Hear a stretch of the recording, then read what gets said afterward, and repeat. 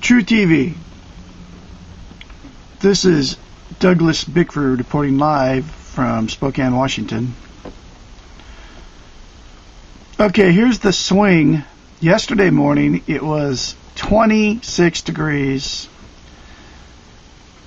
and here this morning it's 43 degrees. That's the swing from just one day. Now, it's not normal, folks, to swing 17 degrees in 24 hours in March. The New World Order, the global elite, the U.S. government, the one world government, the TV, the brainwashing machine wants you to believe that this is all normal. And you got to think for yourself, folks, when it's 17 degrees difference in a 24-hour period. I was born in 1955. I came up through the 70s. We had 4 seasons back then. I'm from Oregon. I was born in Newport Beach, California. This stuff is not normal. They are spraying us. They are using HAARP on us, and that's why we're having these weather swings. All you got to do is look up where you live. You can see it happening with your own eyes. Now, this is part 3 of why in the world are they spraying, and you got to watch it. You got to spread it. You got to send it to your friends. You got to get the word out and help True TV expose what is going on in this country. This is Douglas Bickford reporting live from Spokane, Washington on the 20th of March 2013. I'll have more later for you. Please share this video. Thank you. The global studies indicate there will be some impact on precipitation patterns, and obviously there's a lot more opportunity for work in that area.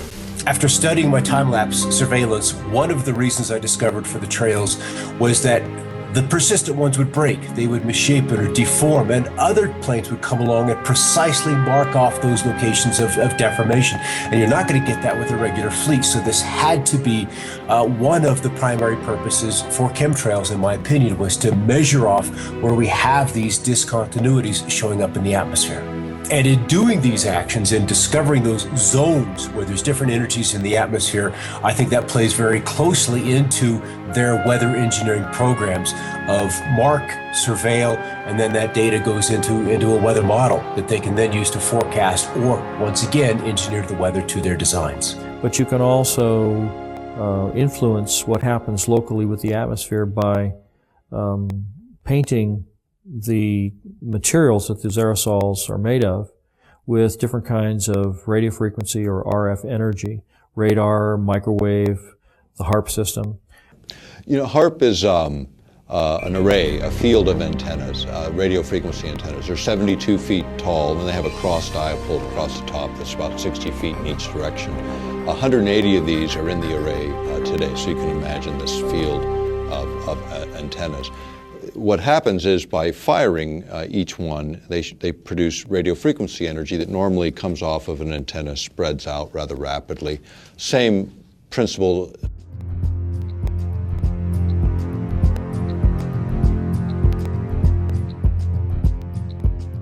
Principles in physics would be like a flashlight shining on a wall. You know, you start with a narrow beam, and by the time you hit the wall, you've got a wide beam. The idea with HAARP is to get it to focus or concentrate that radio frequency energy so it doesn't spread out, so you can hold it tighter together and then manipulate it in very specific ways.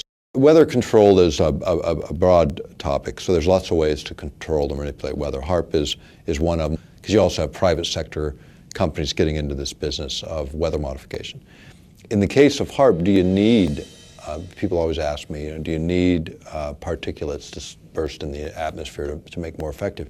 You actually don't. Would it make things more possible? Could you enhance certain effects? Probably so. Could you control energy distributions more efficiently? Probably so, because you're putting in conductors, or you're putting in reflectors, you're putting in particulate material. If you've ever experienced a hailstorm and you've picked up one of the hailstones and you slice it open with a razor blade, you'll see that it's layer upon layer upon layer of ice.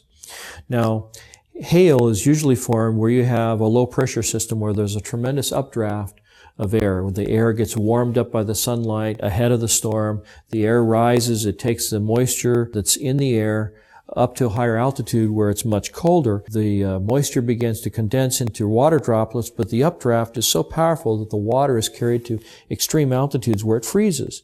And it begins to fall, and as it falls, it starts to be caught up in the updraft again, so it's circulated up into the air again, and so each time it's lofted up into the atmosphere, more of the moisture that is condensing on the outside of this nuclei of ice begins to form another layer, and each time it's caught back in the updraft, it goes up again and it gets another layer of ice. And so if you have a system like HAARP working in conjunction with aerosols, chemtrails that are spraying in the air, you can actually create updrafts that are so powerful that you can have these hailstone circulation patterns going over and over again, where you get hailstones the size of baseballs or even softballs.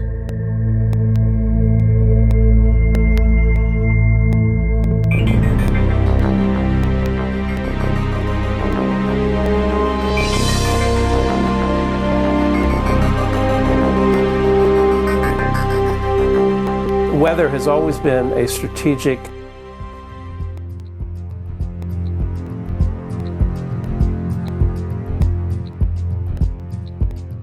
desire to control by the generals, whether it was Napoleon marching towards Moscow, or Hitler in his Russian campaign, or our own Pacific Fleet trying to understand typhoons and use them for our strategic advantage. War and weather are very closely connected.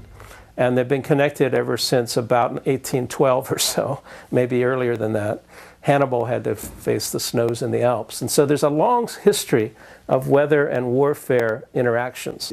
Environmental manipulation is like the ultimate method of covert warfare, because you can literally shut down food production. You can create a situation where the people within a country revolt against their own government, and you're invited in to mop up the mess. The issue of owning the weather by 2025, it's just a military publication. We've quoted it as far back as, I think, 94, 95 even.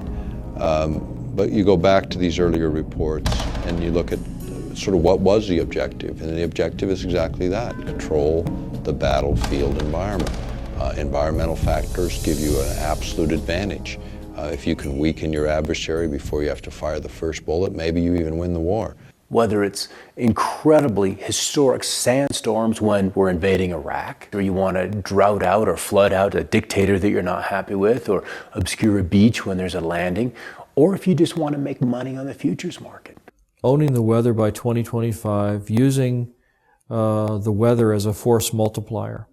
And this kind of goes back to what I was saying before about if you can control where a weather system goes and how much or how severe the weather system is, then you can do other things like you may have heard more recently that many of the aircraft that we've been developing are what they call all-weather capable, which means that they can fly in any kind of weather. They can shoot and target the enemy under really nasty weather circumstances.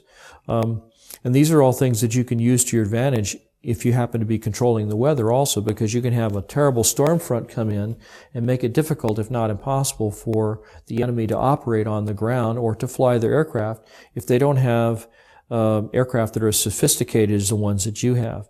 And so by creating or using the weather as a force multiplier, as the title implies, that you can achieve an advantage over an enemy force that gives you the upper hand. One of the ideals of the Air Force is to have this all-weather Air Force, or to have their pilots coming back safely and using the weather as a salient against the enemy and clearing out their own airports from, say, from ice fogs or from bad weather. And so if the idea here is that if we can fly and they can't, that's a great military advantage. There was also research studies on hurricanes that the scientists were truly curious about the behavior of hurricanes, but their military patrons were very interested in how to steer them or direct them in certain ways, almost as a guided weapon. This jet stream that's moving across, and it shoots 50 miles north and then 75 miles east and then drops back south again, then kind of goes on its way.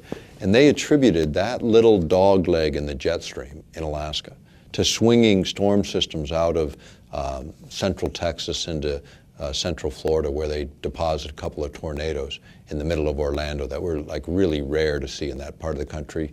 And so people remember that event and they remember that situation. But it'd be a good example of a very small change in Alaska in terms of a jet stream and what kind of a lower 48 effect that would have. And that's again where weather modification, small input in one place can have tremendous change and unexpected outcome in another. You can create weather systems that are so severe they culminate in battlefield denial, where the enemy is not able to use the roads or the bridges or get through the environment because the weather is so severe. And you can use the weather to destroy his crops, deny him a food source, destabilize his population, because people get hungry. When they're hungry, they get angry and nasty and they don't like what's happening. So there are lots of different things that you can do with the materials. It's all how you use them in the environment, how you apply it.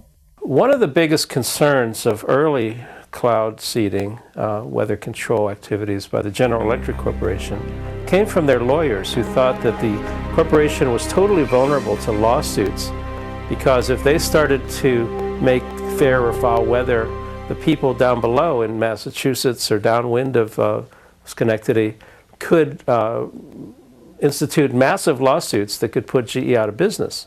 So the first response to weather control from their in-house lawyers was to shut it down, was to give the project to the military and ask them to do it, with the GE lawyers only being the consultants on the project. So they were allowed to suggest and design certain activities, but they weren't allowed to touch anything or throw anything out of the plane.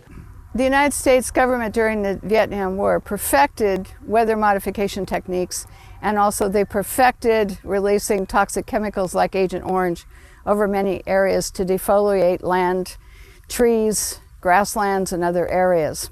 But this is technology that does come up, and it comes up when you see that the technology is advanced far enough to where the practicality of utilizing it in the battlefield environment and the temptation by administrations. I mean, the best covert war is using the environment itself against your adversary. It was a military moment, and it was actually from pretty recent history.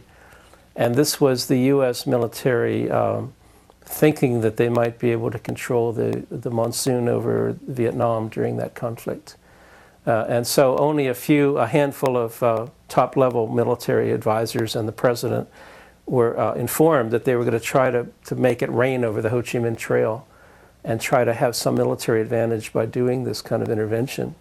When you start talking about manipulating the environment, we have treaties that go back to the mid-70s that forbid this, number one, as weapons of war. So the perfection of weather modification took place, but it became apparent that using weather modification for wartime purposes was not acceptable to the United States government and other nations of the world. So therefore, the NMOD Treaty came into being and was signed by the United States government after passing Congress. The reason it was signed and implemented was because it would ban warfare, weather modification techniques and use during times of war. Almost all of our treaties that we've signed, including the non-proliferation, counter-proliferation treaties, chemical treaties, the ones that were signed recently, last few years, back maybe a decade now, I guess time goes.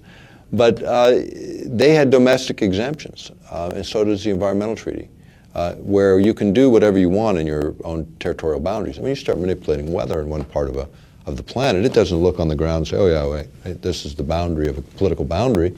It fails to recognize those. So you start to talk about geophysics and manipulating the planet itself. Then it's a question of those kinds of exemptions shouldn't even be allowed. Meteorology and the military have a very long history, as I said, and it goes into the strategic advantage that multiplies your traditional force, that is your armament, into using nature to your advantage as well.